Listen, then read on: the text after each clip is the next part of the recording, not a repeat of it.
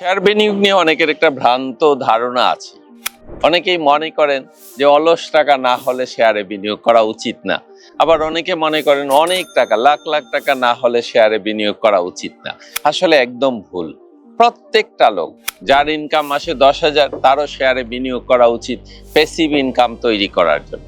আপনি মাসে 1,000 টাকা করে কিনেন, 2,000 টাকা করে কিনেন, 3,000 টাকা করেন, আপনার ইনকাম অনুসারে আপনি সেই বিনিয়োগ করেন এবং এটা থেকে যে ডিভিডেন্ড আসবে আপনার শেয়ার বাজার দেখার দরকার নেই। যে ডিভিডেন্ড আসবে সেই ডিভিডেন্ড আপনি আপনার লভ্যাংশ হিসেবে বা প্যাসিভ ইনকামের সোর্স হিসেবে ব্যবহার করেন। যত শেয়ার কিনবেন তত আপনার প্যাসিভ ইনকাম বাড়বে এবং এই প্যাসিভ ইনকাম আপনাকে একসময় সচ্ছলতার পথে নিয়ে যাবে। কাজেই শেয়ার বিনিয়োগকে ভাববেন না অনেক টাকা হতে হবে, অলস টাকা হতে হবে। আসলে অলস বলে কোনো টাকা নাই।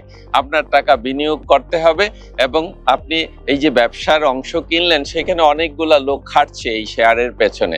কাজে এটা অলস নয়, এটা আপনি টাকা দিচ্ছেন একজন ব্যবসায়ীকে, ওই ব্যবসায়ী তার সাধ্য মতো তার ক্যাপাসিটি মতো ব্যবসায় বিনিয়োগ করে আপনাকে লাভের অংশ দিচ্ছে।